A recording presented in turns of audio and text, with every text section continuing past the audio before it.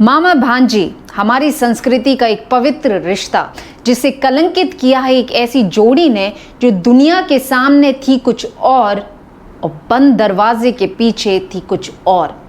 आखिर क्या कहलाता है ऐसा रिश्ता? नमस्कार, मैं हूं श्रद्धा राय और आप देख रहे हैं द चाणक्य पे सच्ची घटना पे आधारित मामा भांजे यानी मनोज साहनी और सरस्वती विद्या की कहानी। महाराष्ट्र के औरंगाबाद डिस्ट्रिक्ट में एक परिवार रहता था जिसमें पति पत्नी और उनकी 4 लड़कियां थीं। अचानक से पति एक दिन घर छोड़ के चला जाता है और आर्थिक स्थिति इतनी ज़्यादा खराब थी कि पत्नी उन लड़कियों को अनाथ आश्रम भेज देती है और ये दूसरी शादी कर लेती है। सबसे छोटी लड़की सरस्वती विद्या, जिसकी उम्र लगभग 4-5 साल थी, उसे शिशु गृह औरंगाबाद में भेज दिया जाता है। जब विद्या 6 साल की होती है तो 1995 में उसका ट्रांसफ़र शिशु गृह से गवर्नमेंट गर्ल्स चाइल्ड केयर में भेज दिया जाता, जो कि अहमदनगर में है। इसके बाद वहाँ पे उसकी पढ़ाई होती है और लगभग जब वो 10वीं क्लास में पहुँचती है 2006 में, तो वो उस एग्ज़ाम में यानी कि 10वीं की परीक्षा में फ़ेल हो जाती है। तब उसकी बड़ी बहन नीलम वहाँ आके एप्लीकेशन देती है कि वो सक्षम है अपनी बहन का ध्यान रखने के लिए और उसे आगे वो पढ़ा भी सकती है, इसीलिए वो वहाँ से उसको ले जाती है। और उसके बाद 2019 में ये अपने मामा मनोज साहनी के घर मुंबई में रहने लगती है। मनोज साहनी, जिसकी उम्र उस समय 52 वर्ष थी, वो मुंबई के मीरा रोड इलाके में एक बिल्डिंग में 7वीं मंजिल पे किराए पे अपनी ही भांजी विद्या के साथ रहने लगता है। ऐसा नहीं था कि मनोज के पास अपना खुद का घर नहीं था। मुंबई के बोरीवली इलाके में उसका अपना खुद का फ्लैट था और उसी बिल्डिंग में और उसी फ्लोर पर उसके सगे भाइयों का भी फ्लैट था। पर भाइयों से ज़्यादा बातचीत नहीं होती थी, इसीलिए वो उस घर को किराए से दे के मीरा रोड शिफ्ट हो जाता है। और उसने ITI का कोर्स भी कर रखा था। ITI एक स्पेशलाइज कोर्स होता है, पर उसने उसमें जॉब ना करके एक राशन की दुकान पे जॉब करने लगा और वहाँ से उसको सिर्फ 5,000 रुपये मिलते थे। 5,000 की नौकरी और 35,000 का किराया मिला के 40,000 से इन दोनों के खर्चे निकल जाते थे, क्योंकि मीरा रोड का फ्लैट का रेंट सिर्फ 10,000 रुपये था। क्योंकि विद्या 2006 में 10th की परीक्षा में फेल हो गई थी, इसीलिए वो फिर से 2020 में एग्ज़ाम की तैयारी करती है, जिसकी पूरी तैयारी कराने में मनोज उसकी मदद करता है और ये 10th क्लास पास कर लेती है। और 31 मार्च 2022 को विद्या अहमदनगर उसी अनाथ आश्रम में पहुंचती है जहां पे उसका बचपन बीता था। वहां से ट्रांसफ़र सर्टिफिकेट लेती है और हर बार की तरह ये बोल के आती है कि वो अपने मामा के साथ रह रही है और वो बहुत खुश है और आगे जीवन में शादी नहीं करना चाहती, क्योंकि वो अपने मामा के साथ ही रहेगी। मनोज और विद्या जिस बिल्डिंग में लगभग 3 साल से रह रहे थे, उस बिल्डिंग के लोगों से इनकी कोई बातचीत नहीं होती थी। यहाँ तक कि 3 साल के दौरान इन्होंने शायद ही 1 या 2 सोसाइटी के फंक्शंस को अटेंड किया हो। कुछ लोग तो उन्हें सिर्फ शक्ल से पहचानते थे, ये भी नहीं जानते थे कि इन लोगों का नाम क्या है। 5 जून 2023 सोमवार के दिन मनोज के पड़ोसी सोमेश श्रीवास्तव को एक अजीब सी गंध आती है। वो अपनी माँ से कहते हैं कि शायद चूहा मर गया है या तो कोई चीज़ सड़ चुकी है या ड्रेनेज में कुछ प्रॉब्लम है। घर की साफ़ सफाई की जाती, सारी चीज़ चेक कर ली जाती है, पर वो गंध नहीं जाती है। अगले दिन भी ये जब गंध आती है तो सोमेश को लगता है कि शायद कुछ कांड हो चुका है। यही बात वो अपनी माँ को भी दोहराते हैं, पर माँ ये कह के डाल देती है कुछ ज़्यादा ही crime scene, crime pictures, web series देखने लगे हो, इसी वजह से दिमाग उस तरफ दौड़ रहा है। ऐसा कुछ भी नहीं है।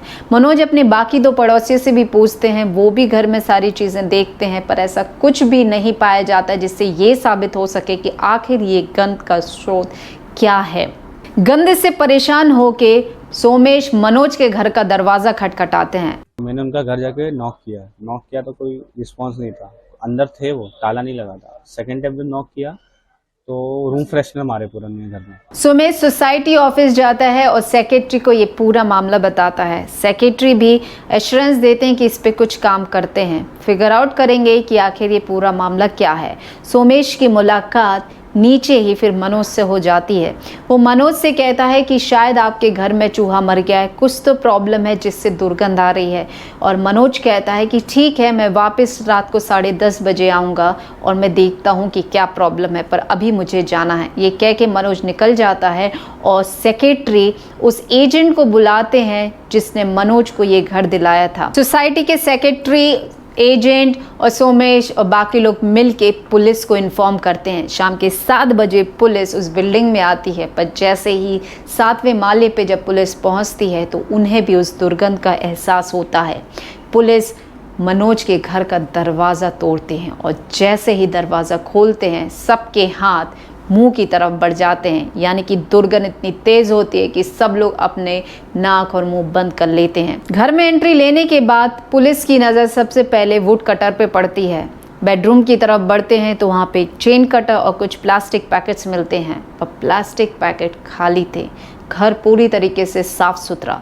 बाथरूम चेक की जाती है और बाथरूम भी साफ़ सुथरी मिलती हैं, पर जब किचन की तरफ बढ़ते हैं तो उन्हें 3 बाल्टियाँ मिलती हैं जो पूरी तरीके से लबालब भरी हुई थी।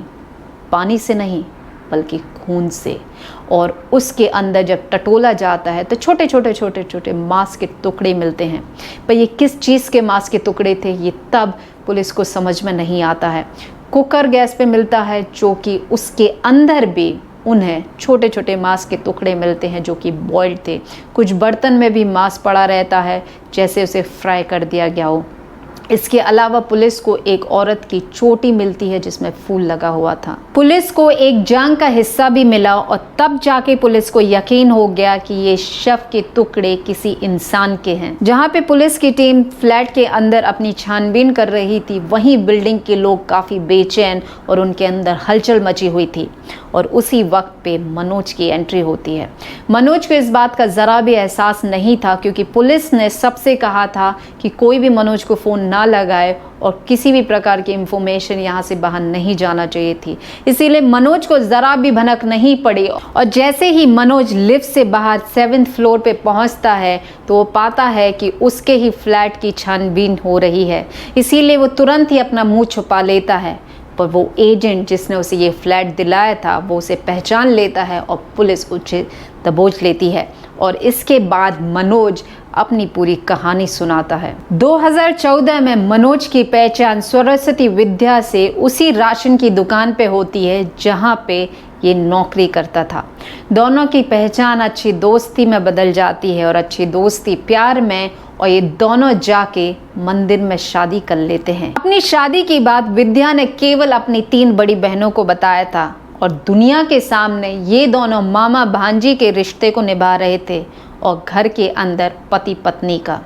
मनोज के अनुसार कुछ महीने पहले जब इसकी नौकरी चली गई, यानी कि जिस दुकान पे, राशन की दुकान पे ये काम करता था, वो बंद हो गई, तो मनोज के पास कुछ काम नहीं था, पैसों की प्रॉब्लम होने लगी और इन दोनों के बीच में काफ़ी झगड़े होने लगे। और जब भी मनोज घर पे लेट आता था तो विद्या उस पर शक करती थी कि कहीं ना कहीं मनोज का चक्कर किसी और के साथ चल रहा है।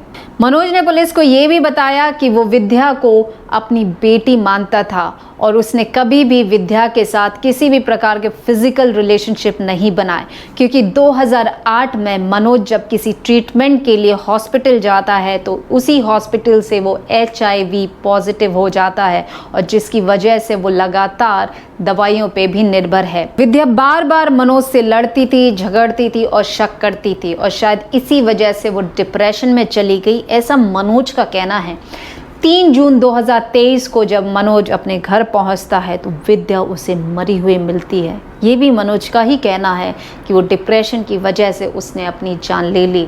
मनोज उस समय डर गया और उसे लगा वो शायद फंस जाएगा, इसीलिए वो विद्या की बॉडी को डिस्पोज करने की प्लानिंग करता है और 4 जून 2023 को ये मार्केट जाके वुड कटर लाता है और कुछ प्लास्टिक बैग्स भी लाता है और फिर घर आके विद्या की बॉडी के छोटे छोटे टुकड़े करके उन्हें बाल्टी में धो के फिर कुकर में सीटी लगाता है और फिर उन्हें प्लास्टिक बैग में भर के डिस्पोज कर देता है। कुछ मीडिया रिपोर्ट के अनुसार मनोज ने जब बॉडी को डिस्पोज किया तो कुछ हिस्सा इसने कुत्तों को खिलाया, कुछ ड्रेनेज में फेंका गया, कुछ फ्लश आउट भी किया गया और शायद इसने कुछ हिस्सों को खा भी लिया। मनोज ने ये कबूल कर लिया है कि उसने ही विद्या के शव के छोटे छोटे टुकड़े किए और बाद में उन्हें डिस्पोज किया, पर उसने विद्या की जान नहीं ली है।